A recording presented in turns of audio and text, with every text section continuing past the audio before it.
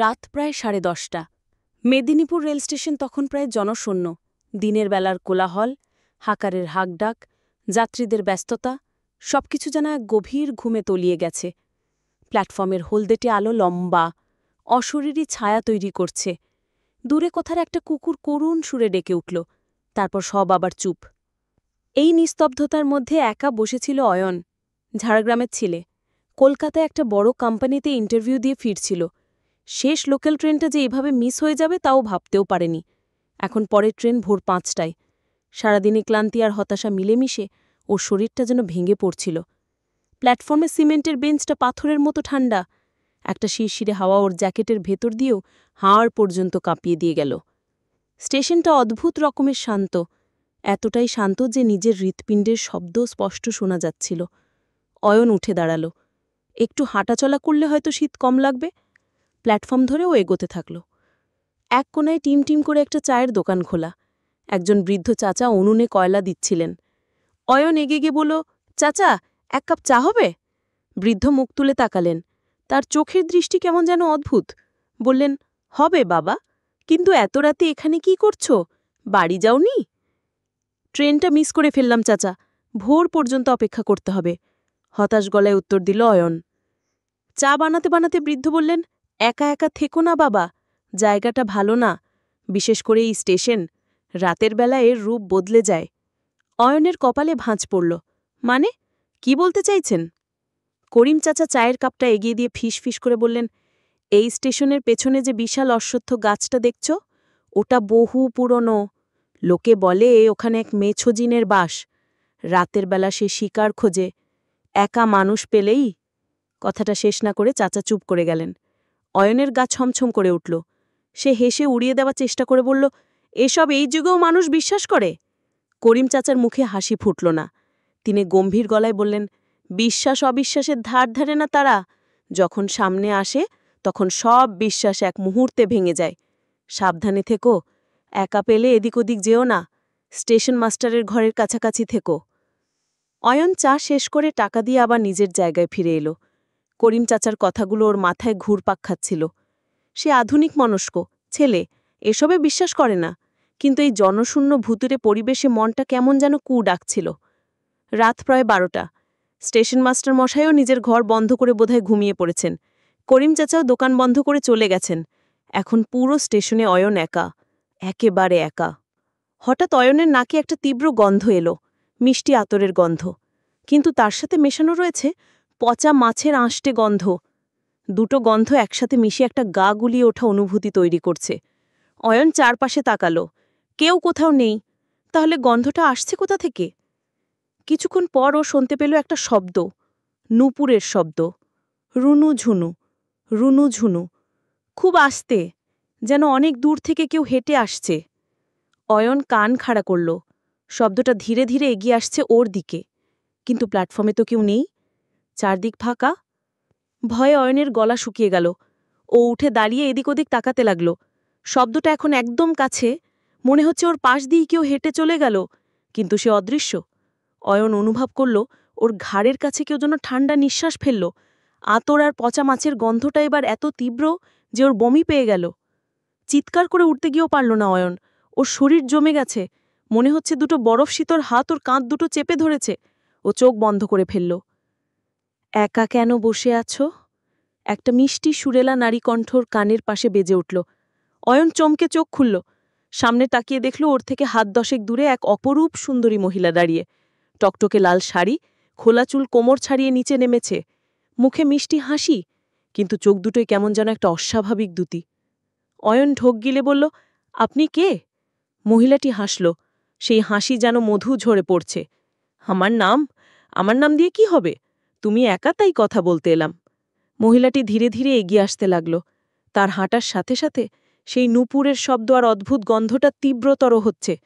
অয়ন বুঝতে পারছিল এর মধ্যে কোনো গোলমাল আছে। করিম চাচার কথাগুলো ওর কানে বাজছিল। আপনার ট্রেন কখন? অয়ন সাহস করে জিজ্ঞাসা করল। মহিলাটি ওর আরও কাছে এসে দাঁড়াল। তার চোখ দুটো যেন সম্মোহন করছে। সে ফিসফিস করে বলল, আমার কোনো ট্রেন নেই, আমি এখানেই থাকি, এই স্টেশনই আমার ঘর। কথাটা শুনে অয়নের বুকের ভেতরটা ধরাস করে উঠল। সে পেছোতে যেতে চাইল, কিন্তু পা দুটো যেন মাটিতে গেঁথে গেছে। মহিলাটি ওর দিকে ঝুঁকে এলো। তার সুন্দর মুখটা চাঁদের আলোয় এক মুহূর্তের জন্য বদলে গেল। অয়ন দেখল তার চামড়াটা যেন খসখসে, সাপের মতো। চোখ দুটো দপ করে জ্বলে উঠে নিভে গেল। সেই মিষ্টি হাসিটা বদলে একটা বীভৎস রূপ নিল। ঠোঁটের কোণ দুটো যেন কান পর্যন্ত ছিঁড়ে গেছে। ভয় পাচ্ছ? খ্যাক খ্যাক করে হেসে উঠল মহিলাটি। সেই হাসি আর মিষ্টি নেই, কর্কশ এবং ভয়ঙ্কর। অয়ন আর এক মুহূর্তও দাঁড়াল না। শরীরের সমস্ত শক্তি এক করে সে একটা ধাক্কা দিয়ে দৌড় লাগাল। সে দৌড়াচ্ছে, কিন্তু মনে হচ্ছে কেউ যেন ওর জ্যাকেটটা পেছন থেকে টেনে ধরেছে। পেছনে সেই খ্যাক খ্যাক হাসি আর নুপুরের শব্দ ওকে তাড়া করে চলেছে। পালাবি কোথায়? এই স্টেশন আমার রাজত্ব। সেই কর্কশ কণ্ঠস্বরটা যেন চারদিক থেকে প্রতিধ্বনিত হচ্ছে। অয়ন দৌড়াতে দৌড়াতে স্টেশন মাস্টারের ঘরের সামনে এসে দরজায় ধাক্কা দিতে লাগল। বাঁচান, কেউ আছেন, দরজা খুলুন। ভেতর থেকে কোনো সাড়া এলো না, কিন্তু ও স্পষ্ট শুনতে পেল ঘরের ভেতর থেকে একটা বাচ্চার কান্নার আওয়াজ আসছে। একটা বাচ্চা যেন ভয়ে, যন্ত্রণায় চিৎকার করে কাঁদছে। হঠাৎ কান্নাটা থেমে গেল। তার বদলে শোনা গেল সেই একই খ্যাক খ্যাক হাসি। অয়ন বুঝল ওই সত্তাটা এখন ঘরের ভেতরে। সে আবার দৌড়াতে শুরু করল। এবার লক্ষ্য মালগাড়ি রাখার গোডাউনের দিকটা। ওই দিকটা অন্ধকার, হয়তো ওখানে লুকাতে পারবে। দৌড়ানোর সময় ও পেছন ফিরে তাকাল। যাহা দেখল তাতে ওর আত্মা খাঁচা ছাড়া হওয়ার জোগাড়। সেই মহিলা নেই, তার শরীরটা অস্বাভাবিক লম্বা হয়ে গেছে, প্রায় প্ল্যাটফর্মের ছাদ ছুঁই ছুঁই করছে। হাতগুলো বিকটভাবে লম্বা হয়ে মাটিতে ঝুলছে।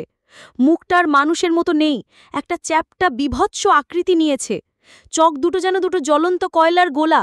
সে আর হেঁটে আসছে না, বাতাসে ভেসে ভেসে এগোচ্ছে। তার শরীর থেকে সেই আতর আর পচা মাছের গন্ধটা এখন মৃত্যুর গন্ধের মতো লাগছে। অয়ন একটা মালগাড়ির বগির নিচে ঢুকে পড়ল। নিঃশ্বাস বন্ধ করে সে বসে রইল। বাইরে সেই নুপুরের শব্দ থেমে গেছে, কিন্তু তার বদলে শোনা যাচ্ছে লম্বা লম্বা নখ দিয়ে লোহাল বগিতে আঁচড় কাটার শব্দ। খসখস, খসখস। বেরিয়ে আয়, আমি তোর গন্ধ পাচ্ছি, তোর ভয়ের গন্ধ আমার খুব প্রিয়। সেই গলাটা এখন আরও ভয়ঙ্কর, যেন পাতাল থেকে উঠে আসছে।